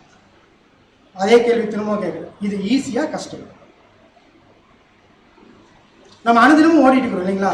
தொடர்ந்து என்ன பண்ணிட்டுக்கிறோம்னு பார்த்தீங்கன்னா தேவனுடைய வழியில் ஓடிட்டு இருக்கிறோம். ஆனால் அது ஈஸியாக கஷ்டமா? இது யாராச்சும் நிறைவேற்றி முடிச்சிருக்காங்க பர்ஃபெக்டாக? ஒரே ஒரு எக்ஸாம்பிள் தான் நம்ம ஆண்டவராகிய இயேசு கிறிஸ்து. ஏன்னா அவர் தான் சொல்ல, நானே வழியும் சத்தியமும் ஜீவனும். இப்போ நான் இயேசு கிறிஸ்துவை ஃபாலோ பண்ணேன்னு வச்சுக்கோங்களேன், அவர் என்ன வச்சுருந்தாரு? டார்கெட்டை கரெக்டாக வச்சு கரெக்டாக ஃபிக்ஸ் பண்ணி ஓடிட்டு இருந்தாருன்னா அதே மாதிரி நானும் என்ன பண்ணியிருப்பேன்? டார்கெட்டை கரெக்டாக ஃபிக்ஸ் பண்ணியிருப்பேன். இப்போ நான் இயேசு கிறிஸ்துவை பார்க்கலன்னு வச்சுக்கோங்களேன், எதை பார்த்துட்டு இருப்பேன்? பக்கத்தில் இருக்கிற சகோதரனுடைய அந்த குறைகளை பார்த்துட்டு நான் என்ன பண்ணிட்டு இருப்பேன்னா பெட்டராக ஓடிட்டு இருப்பேன். ஆனால் எனக்கு என்ன கண்ணு தெரியாதுன்னா டார்கெட் என்ன ஆகாது, கண்ணுக்கு தெரியாமல் போயிடும்.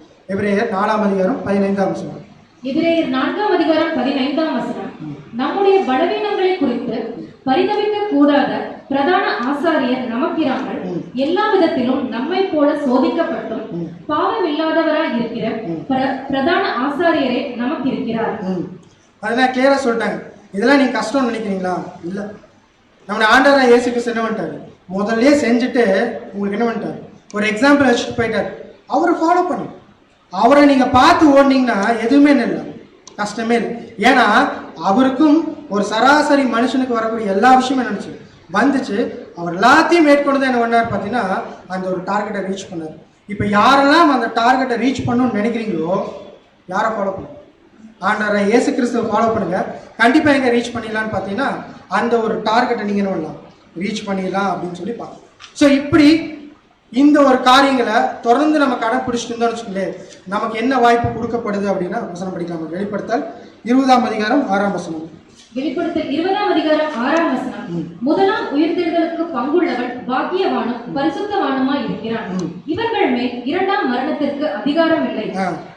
என்ன சொல்றேன்னா, இப்ப நீங்க கரெக்டா அந்த டார்கெட்டை பிக்ஸ் பண்ணி ஓடிட்டு இருந்தீங்கன்னா எந்த ஒரு வாய்ப்புகளை நீங்க வந்துருப்பீங்க? முதலாம் உயிர்த்தெழுதலுக்குள்ள வரப்போறீங்க. இந்த ஒரு வாய்ப்பு யாருக்கு கொடுக்கப்பட்டிருக்குன்னா உங்களுக்கு கொடுக்கப்பட்டிருக்கு. பாருங்க, ஒட்டுமொத்த உலகத்திலையும் எல்லாத்துக்கும் பசி இருக்கு, தாகம் இருக்கு, ஆனா நீதியின் மேல. ஆனா அந்த நீதி யாருக்கு மட்டும் தான் கொடுத்துருக்காரு? உங்களுக்கு மட்டும் கொடுத்து எங்க கூட்டிட்டு போயிருக்காருன்னா அடுத்த ஸ்டேஜ் கூட்டிட்டு போயிருக்கு. உங்க நீதிமான் ஆக்கி அடுத்த ஸ்டேஜ் கூட்டிட்டு போய் நீதியை படிக்கக்கூடிய அநேக விஷயங்கள் என்ன பண்ணிட்டு பார்த்தீங்கன்னா அனுதினமும் என்ன பண்ணிட்டு போதனை பண்ணிட்டு இருக்காரு. அது எல்லாத்தையும் வாங்கிட்டு நீங்க அடுத்து என்ன காமிக்கணும்னு பார்த்தீங்கன்னா அது அப்படியே எங்க காமிக்கணும்? கிரியில காமிக்கணும். கிரியில காமிக்கணும்னா ஃபர்ஸ்ட் உங்களுக்கு என்ன வேணும்னு பார்த்தீங்கன்னா அந்த மைண்ட் செட் வேணும். என்ன மைண்ட் செட்னா ஃபுல்லி கான்சென்ட்ரேட்டட். அந்த ஃபுல்லி கான்சென்ட்ரேட்டட் மைண்ட் செட் இருந்துச்சுன்னா தொடர்ந்து நீங்கள் என்ன பண்ணலாம்னு பார்த்தீங்கன்னா அந்த ஒரு ஓட்டத்துக்குள்ள ஓடலாம். ஓடிட்டு இருக்கிறப்போ உங்களுடைய பசி தாகம் என்ன ஆகும்? ஒவ்வொரு நாளும் என்ன ஆகும்னு பார்த்தீங்கன்னா இன்க்ரீஸ் ஆகிட்டே இருக்கும். எப்போ அப்படின்னா நீங்கள் கேட்ட வசனங்கள் பிரகாரம் நடந்தீங்கன்னா அதை கிரியில காமிச்சிங்கன்னா தொடர்ந்து ஓடக்கூடியக்கு என்ன ஆகும்னு பார்த்தீங்கன்னா அந்த பசியும் தாகமும் உங்களுக்குள்ள என்ன இருக்குன்னா எடுத்துகிட்டே இருக்கும். இன்னொரு வசனம் கூட படிக்கலாம். 1 யோவான் 3:2. 1 யோவான் 3:2. பிரியமானவர்களே, இப்பொழுது தேவனுடைய பிள்ளைகளாய் இருக்கிறோம், இனி எவ்விதமாய் இருப்போம் என்று இன்னும் வெளிப்படவில்லை. ஆகிலும் அவர் வெளிப்படும் போது அவர் இருக்கிற வண்ணமாகவே நாம் அவரை தரிசிப்பதினால் அவருக்கு ஒப்பா இருப்போம் என்று அறிந்திருக்கிறோம். கிளியரா சொல்லிட்டாரு. இப்ப நீங்க ஒருவேளை தேவனுடைய ராஜ்யத்துக்குள்ள போனீங்கன்னா யாருமா இருக்கீங்க? நாம் அவரை தரிசிப்பதினால் அவருக்கு ஒப்பா இருப்போம் என்று. இப்ப நீங்க இந்த ஒரு வாய்ப்புக்குள்ள வந்துட்டீங்க. இந்த வாய்ப்புக்குள்ள வந்த நீங்க தொடர்ந்து ஓடுனீங்கன்னா உங்களுக்கு என்ன வாய்ப்பு கொடுக்கப்பட்டுனா அந்த சர்ச் கிளாஸ் அப்படிங்கிற வாய்ப்பு கொடுக்கப்பட்டிருக்கு. நீங்க கரெக்டா ஓடுனீங்கன்னா யாரை போய் பார்க்கலாம்? ஆகிலும் அவர் வெளிப்படும் போது அவர் இருக்கிற வண்ணமாகவே நாம் அவரை தரிசிப்பதனால் அவருக்கு ஒப்பாயிருக்கும். இப்ப அவர் எப்படி இருக்கிறாரு? அதை ஃபர்ஸ்ட் கிளியர் பண்ணு. அவர் எப்படி இருக்கிறாரு? பரிசுத்தரா இருக்கிறாரு. அப்ப நாமளும் என்னன்னா பரிசுத்தமா இருந்தாதான் நம்மளுடைய நடக்கைகள் எல்லாத்துலேயுமே பரிசுத்தமா இருந்தாதான் என்ன பண்ணணும்னு பார்த்தீங்கன்னா யாரை போய் பார்க்க முடியும்? தேவனை போய் பார்க்க முடியும். அப்ப நாம ஒவ்வொரு நாளும் நம்ம என்ன பண்ணிட்டு இருக்கோம்னு பார்த்தீங்கன்னா வசனங்கள் கொடுக்கப்படுது, சத்தியங்கள் கொடுக்கப்படுது. எதுக்கு கொடுக்கப்படுது? எல்லாமே நம்ம என்ன பண்ணணும்னு பார்த்தீங்கன்னா தேவனுக்கு பிரியமா இந்த ஓட்டத்துல நாம ஓடி அவருடைய ராஜ்யத்துல என்ன பண்ணணும்? சென்று சேரணும் தான் கொடுக்கப்படுது. அப்ப நீங்க எந்த அளவுக்கு நீங்க பரிசுத்தமா இருக்கீங்களோ அப்பதான் என்ன பண்ணணும்னு பார்த்தீங்கன்னா அந்த ஒரு வாய்ப்பை வாங்கிட்டீங்க. அந்த ஒரு வாய்ப்பை வாங்கினதை யாரை பார்க்க முடியும்? தேவனை பார்க்கக்கூடிய அந்த வாய்ப்பு கிடைக்குது. ஆனா நீங்க இப்படி இருந்தீங்கன்னா கிடைக்காது அப்படின்னு சொல்ற எக்ஸாம்பிள் சொல்றாரு பாருங்க. லூக்கா 16:13. லூக்கா 16:13 எந்த ஊழியக்காரனும் 2 எஜமான்களுக்கு ஊழியம் செய்யக்கூடாது. ஒருவனை பகைத்து மற்றவனை சிநேகிப்பான், அல்லது ஒருவனை பற்றி கொண்டு மற்றவனை அசட்டை பண்ணுவான். தேவனுக்கும் உலக பொருளுக்கும் ஊழியம் செய்ய உங்களாலே கூடாது என்றார். கிளியரா சொல்றாரு. இப்ப உங்களுக்கு என்னன்னா இந்த வாய்ப்பு என்ன கொடுக்கப்பட்டிருக்கு. இப்ப நீங்க டிசைட் பண்ணுங்க எதுக்கு ஊழியம் செய்றீங்க. ஒருவேளை இதுக்கும் ஊழியம் செஞ்சுட்டு அதுக்கும் ஊழியம் செஞ்சுட்டு இருந்தீங்கன்னா நீங்க என்ன முடியாது? கண்டிப்பா டார்கெட் ரீச் பண்ண முடியாது. யாக்கோபு சொல்லுங்க, வழிகளில் நிலையற்றவனா இருக்க யாரு? இருமனம் உள்ளவன் வழிகளில் நிறைய. அப்ப ஏதோ ஒண்ணுதான் டார்கெட். ஒண்ணு உலகம்னா உலகத்துக்குள்ள போயிடும், இல்லையா தேவனுடைய நீதினா நீதிக்குள்ள போயிடும். இந்த 2 விஷயத்தை கன்ஃபியூஸ் பண்ணிட்டீங்கன்னா நீங்க என்ன முடியாது? எங்க போய் ரீச் ஆகணுமோ அங்க ரீச் ஆக முடியாது. இப்ப நீங்க செட் பண்ற டார்கெட் தான் எங்க பார்த்தா உங்களை ரீச் பண்ண வைக்கும். இப்ப உங்களுடைய டார்கெட் தேவனுடைய ராஜ்யம் அப்படின்னா என்ன ஆகும் பார்த்தீங்கன்னா அதுக்குள்ள போய் சேரலாம். ஒருவேளை தேவனுடைய ராஜ்யம் இல்லைன்னா என்ன ஆகும்? உலகத்துக்குள்ள. இப்ப இந்த 2லயும் வேலை செஞ்சா நீங்க என்ன முடியாது? கண்டிப்பா செய்ய வேண்டிய விஷயத்தை என்ன முடியாதுன்னா செய்ய முடியாது. அப்ப நீங்க முதலாவது தேட வேண்டியது என்ன அப்படின்னு சொல்றாரு. மத்தேயு 6:33. மத்தேயு 6:33 முதலாவது தேவனுடைய ராஜ்யத்தையும் அவருடைய நீதியையும் தேடுங்கள். என்ன சொல்றாங்க? முதலாவது தேவனுடைய இப்ப நம்ம எல்லாமே எதை நோக்கி ஓடிட்டு இருக்கிறோம்? ராஜ்யத்தை நோக்கி என்ன பண்ணிட்டு இருக்கிறோம்? தொடர்ந்து ஓடிட்டே இருக்கிறோம். ஆனா கூட ஒரு விஷயம் இருக்கு. என்ன இருக்கு? அவருடைய நீதி. இப்ப இந்த நீதியும் கூட வச்சுட்டு ஓடினா தான் எதே கிடைக்கும்? தேவனுடைய ராஜ்யமே கிடைக்கும். அப்ப நீங்க இந்த நீதி தள்ளி வச்சிட்டீங்க வச்சுக்கோங்க, அப்ப என்ன ஆகாது? அந்த நீதி தள்ளி வச்சிட்டீங்கன்னா உங்களுக்கு எதை கிடைக்காதுன்னா தேவனுடைய ராஜ்யம் கிடைக்காது. அப்போ ஒருத்தர் தேவனுடைய ராஜ்யத்தை பெற்றுக்கொள்ளணும்னா அவருக்குள்ள என்ன பசிதாக வேணும்னு சொல்றாரு இயேசு கிறிஸ்து? நீதியின் மேல் பசிதாக வேணும். அப்ப அந்த நீதியின் மேல யாருக்கெல்லாம் பசிதாகம் இருக்கோ அவங்க என்ன பண்ணுவாங்க தெரியுங்களா? கரெக்டா என்ன நீதின்னு தெரிஞ்சுக்கிட்டு அதை ஃபாலோ பண்ணுவாங்க. ஃபாலோ பண்ணி எங்க போவாங்கன்னா தேவனுடைய ராஜ்யத்துக்கு போவாங்க. அதனால இயேசு கிறிஸ்து சொல்றாரு, முதலாவது தேவனுடைய ராஜ்யம் மட்டும் இல்லைங்க, கூட என்ன வேணும்? அவருடைய நீதி. அந்த நீதியும் சேர்த்து தேடினீங்கன்னா தான் எங்க போய் சேர முடியும்? தேவனுடைய ராஜ்யத்துக்குள்ள போய் சேர முடியும். ஏன் இந்த விஷயத்தை அவர் ஸ்பெசிஃபிக்கா சொல்றாருன்னா வசனம் படிக்கலாமா? சங்கீதம் 89:14. 89 சங்கீதம் 14 நீதியும் நியாயமும் உம்முடைய சிங்காசனத்தின் ஆதாரம், கிருபையும் சத்தியமும் உமக்கு முன்பாக நடக்கும். பாருங்க, அவருடைய சிங்காசனத்தோட ஆதாரமே என்ன இருக்காமா?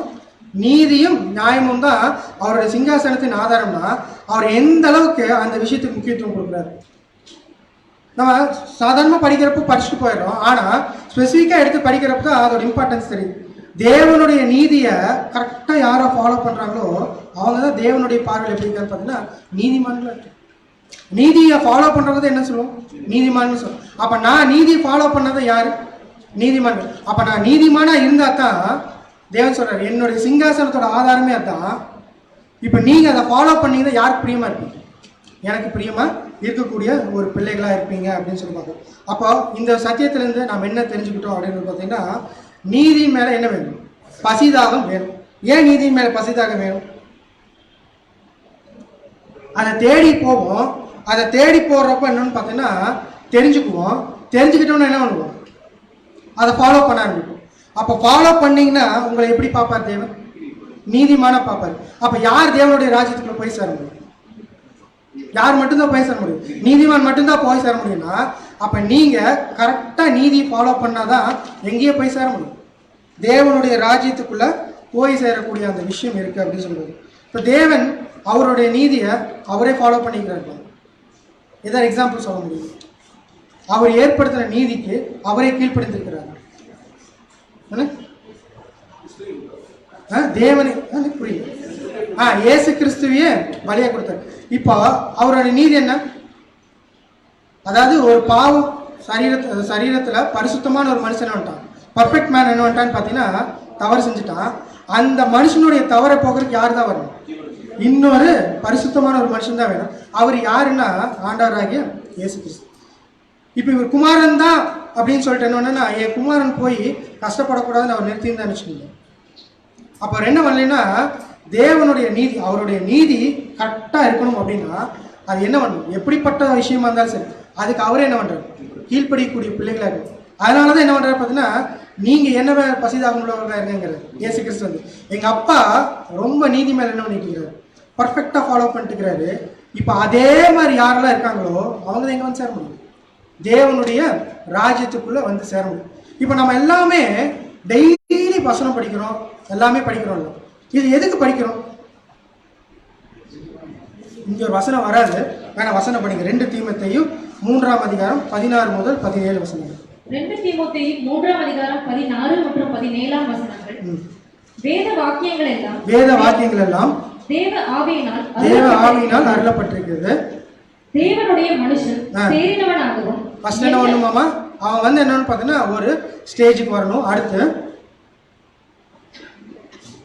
எந்த நற்கிரியையும் செய்ய தகுதி உள்ளவனாகவும் இருக்கும்படியாக அவைகள் உபதேசத்திற்கும் கடிந்து கொள்ளுதலுக்கும் சீர்திருத்தலுக்கும் நீதியை படிப்பிக்குதலுக்கும் பிரயோஜனம் உள்ளவைகளாய் இருக்கிறது. அப்ப எல்லா வசனமுமே நமக்கு என்ன சொல்லுது? கடிந்து கொள்ளுது, எல்லா விஷயத்தையும் சொல்லிக் கொடுக்குது. ரொம்ப முக்கியமாக சொல்லிக் கொடுக்குது தேவனுடைய நீதி என்ன சொல்லிக் கொடுக்குது. ஒவ்வொரு நாளும் நம்ம சத்தியத்தை பார்த்துட்டு இருக்கப்போ தேவனுடைய நீதி எந்தெந்த விஷயத்தில் இருக்கு அப்படின்னு சொல்லணும். ஒவ்வொரு நாளும் ஒவ்வொரு சகோதரன் நினைக்கான்னு பார்த்தீங்கன்னா எடுத்து நமக்கு போதிக்கக்கூடிய அந்த விஷயம். அப்போ நம்ம அதிகமாக எது மேலே பசிதாகம் உள்ளவர்களாக இருக்கும்? அவருடைய நீதியின் மேல். அதனால தான் வசனம் என்ன சொல்லி பார்த்தீங்கன்னா நீதியின் மேல் பசிதாகம் உள்ளவர்கள் பாக்கியவான்கள், அவங்க இன்னொன்று கண்டிப்பாக திருப்தி அடைவார்கள். எப்போ திருப்தி அடைவாங்கன்னு பார்த்தீங்கன்னா இன்னைக்கு இந்த உலகத்தில் என்னன்னு பார்த்தீங்கன்னா அவங்களுக்கு இல்லை. எப்போ அப்படின்னு பார்த்தீங்கன்னா தேவனுடைய ராஜ்யத்தில் அவங்களுக்கு திருப்தி கிடைக்கும் அப்படின்னு சொல்லுவோம். அப்போ இந்த உலகத்தில் இப்போ வாழ்ந்திருக்கிற பிள்ளைகளுக்கு நமக்கு தேவன் என்ன நினைக்கான்னு பார்த்தீங்கன்னா அவருடைய நீதியை கடைப்பிடிக்கிறதுக்கு என்ன நினைக்கான்னு பார்த்தீங்கன்னா ஒரு வாய்ப்பு கொடுத்துருக்காரு. அதை கரெக்டாக ஃபாலோ பண்ணி கடைசி வரைக்கும் உண்மையுள்ள பிள்ளைகளாக இருந்தோம்னா நம்ம எங்கே போய் சேரலாம்? தேவனுடைய ராஜ்யத்துக்குள்ளே கொண்டு போய் சேரலாம். அப்படிங்கிறது தான் இன்னைக்கு நம்ம பார்த்த ஒரு விஷயமா இருக்குது. சத்தியத்தை வெளிப்படுத்தும் பிதாவாகிய தேவனுக்கும் நம்ம ஆண்டவராகிய இயேசு கிறிஸ்து மூலம் துதிகளையும் நன்றிகளையும் எடுத்துக்கிறோம். பொறுமையோடு கேட்டவங்க அனைவருக்கும் தேவன் தாமே ஆசீர்வதிப்பாங்க.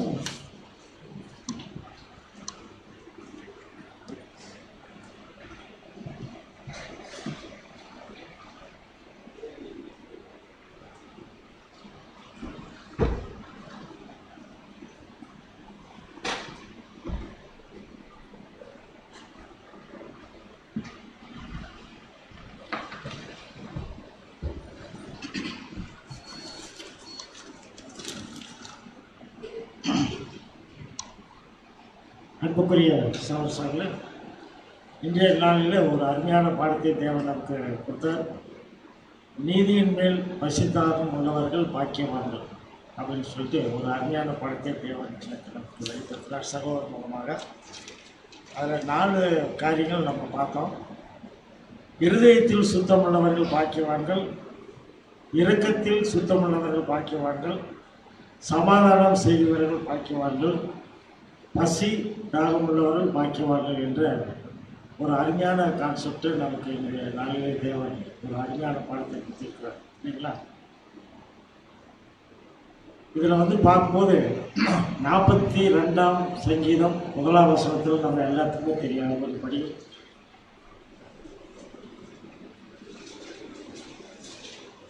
எல்லாத்துக்கும் தெரிஞ்ச வசனம். 42:1 மாடானது வேரோடை வாஞ்சித்து கதர் போல. சத்தியத்தில் வந்து வாஞ்சியாக இருக்கணும், கதறணும் இல்லைங்களா? நிறைய அருமையான வசனம் இல்லைங்களா? சத்தியத்து மேலே எப்பவுமே வாஞ்சியாக இருந்து ஒவ்வொரு நாளும் நம்ம கதறணும். எப்படா கிடைக்கும் சத்தியம், நமக்கு எப்படா கிடைக்கும், அந்த ஆவல் வந்து நம்மளை வந்து அதிகப்படுத்திகிட்டே இருக்கணும். விளக்கு எப்படி எரிஞ்சிட்டே இருக்குது அது மாதிரி நம்ம வந்து வாழ்நாள் முழுவதும் எரிஞ்சிட்டே இருக்கணும் சத்தியத்துக்காக. எப்படி விளக்கு ஒளி கொடுக்குதோ அது மாதிரி ஒளியின் பிள்ளைகளாக நம்ம எப்பவுமே இருந்து கொண்டே இருக்கணுங்கிறது தான் இந்த பாடத்தினுடைய நோக்கம். ஆகவே இந்த நாளிலே சத்தியத்தை வெளிப்படுத்திய பிதாவாகிய தேவனுக்கும் நம்முடைய அன்பு சகோதரருக்கும் நன்றியை தெரிவித்துக் கொண்டு இன்றைய நாளுக்குரிய இறைவன் கீதத்தை நம்முடைய அன்பு சகோதரர் நித்தின் அவர்கள் வாசிப்பார்கள். அதற்கு முன்பு நம்முடைய அன்பு சகோதரர் கைசன் அவர்கள் நம்ம மத்தியில் வச்சு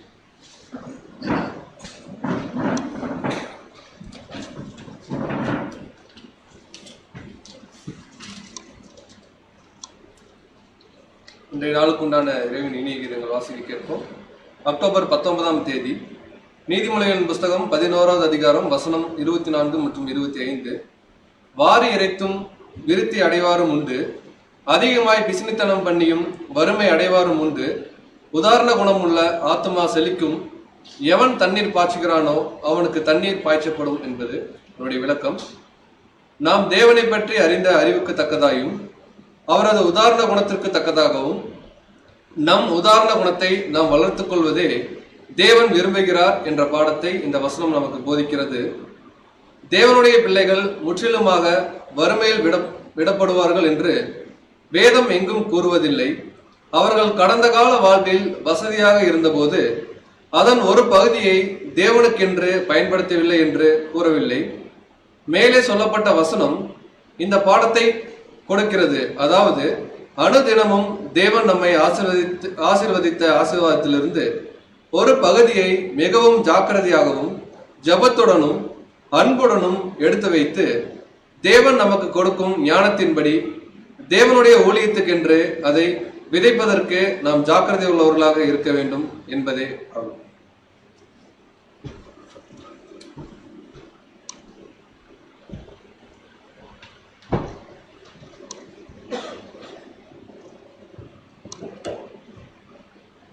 ஜெபம் செய்வோம். வானாதி வானங்களை வீட்டிலிருந்து பூமியின் மனுமக்களாகவே எங்களை முன்னோக்கி பார்க்கின்ற ஒரே ஐஸ்வர்யமுள்ள எங்கள் ஒன்றான பரம்பிதாவே, உம்மை அப்பா பிதாவே என்று கூப்பிடுத்தான புத்திர சுவார்த்தினாவே எங்கள் ஆண்டவராக இயேசு கிறிஸ்துவாய் கொடுத்தமைக்கான நன்றி தாப்பனே. இந்த தப்பனை எங்களுடைய 5 நாட்களில் ஒரு நாளை கூட்டி கொடுத்து அதிலும் உங்களுடைய மேலான சத்தியங்களை இன்றைக்கு எங்களுக்கு கொடுத்திருக்கிறீர்கள் தாப்பனே. அதற்காக நாங்கள் நன்றி செலுத்துகிறோம் தாப்பனே. ஆம் தாப்பனே, எந்த விதத்திலும் நாங்கள் எங்களுடைய சுய நீதியின் மேலும் சுய சத்தியத்தின் மேலும் சாயாமல் உம்முடைய நீதியின் மேலும் உம்முடைய சத்தியத்தின் மேலும் நாங்கள் அதிக வாஞ்சியுள்ள பிள்ளைகளாக இருக்க இதாமே எங்களுக்கு கிருபை தரணும் வச்சுக்கிறோம் தாப்பனே. தாப்பனே, நாளுக்கு நாள் நீர் அதிகமான சத்தியங்களை எங்களுக்கு கொடுத்து வருகிறீர், அதிகமான உணவை எங்களுக்கு ஆவிக்குரிய உணவை எங்களுக்கு கொடுத்து வருகிறீர். இவைகளெல்லாம் நாங்கள் உட்கொண்டு அதுக்கேற்ற கிரியைகளை அதற்கேற்ற கனிகளை நாங்கள் தரும்படிக்கு நீதாமே உங்களுடைய மேலான பசுத்தாவை தர வேண்டுமாய் கூட ஜெயிக்கணும் தாப்பனே. கடைசி காலத்திலே கூட நாங்கள் அதிகமாக இந்த ஊக்கமான கிறிஸ்துக்களோட அன்பிலே நாங்கள் ஒருவர் இணைக்கப்பட்டு ஏதோ தப்புனே ஆவிக்குரிய கனிகளை நாங்கள் இன்னும் அதிகமாக கொடுக்க நீதாமே கிருபை தரணும் ஜெயிக்கிறோம். சகோதர அன்பிலே நிலைத்திருக்கும் அனைவருக்கும் ஏதோ தப்புனே ஒரே ஐக்கியம் என இணைந்து நாங்கள் விசுவாசிக்கிறோம் தாப்பனே. எங்கள் ஆண்டவர் இயேசு கிறிஸ்து எப்படி இந்த பூமியில இருந்து உங்களுடைய நாமத்தை மேம்படுத்தினாரோ அதே போல நாங்களும் எங்களுடைய மரணமே ஏற்பட்டாலும் அது வரையிலும் கூட நீதாமே எங்களை தாங்கி ஏங்கி அரவணைக்குமாய் கூட ஜெயிக்கிறோம் தாப்பனே. எந்த சூழ்நிலையும் நாங்கள் சத்தியத்தை விட்டு விலகிடாதபடிக்கு நீதாமே எங்களை காத்து அரவணைத்து வழிநடத்தன்மை கூட ஜெயிக்கிறோம் தாப்பனே. இப்படியாக நாங்கள் கேட்டதும் கேட்கத்தார் விட்டதுமான சகோதர நல்கிகளும் எங்களுடைய சித்தத்தின்படி அல்ல உங்களுடைய மேலான தயவுள்ள சித்தத்தின்படி தந்து வழிநடத்த வேண்டுமாய் இவை அனைத்தும் எங்கள் அன்பின் ரட்சகரும் ஆண்டவரும் குருவும் போதருமாக இருக்கிற இயேசு கிறிஸ்து நாமத்தினாலே கேட்டுக்கொள்கிறோம். ஜீவன் நன்றி பிதாவே. ஆண்டவராகிய இயேசு கிறிஸ்துவினுடைய கிருபை பிதாவுடைய அன்பும் நம்மோடும் சகல பரிசுத்தவான்களோடும் என்றும் மற்றும் சகலராக இருக்கிறார்கள். சகோதர ஆண்டவரும் மகனும் இப்பொழுது அறிவிப்பை நம்முடைய அன்பு சகோதரர் ஜேம்ஸ் அவர்கள் வாசிப்பார்.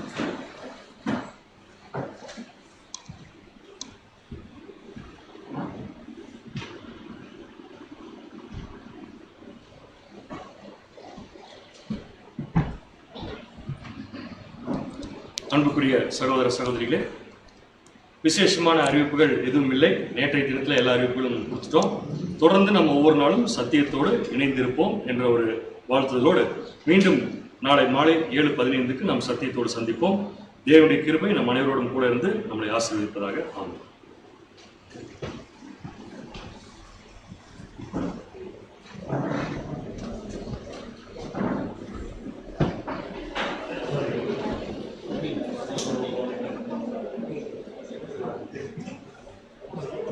கீழே ஆன் பண்ணு.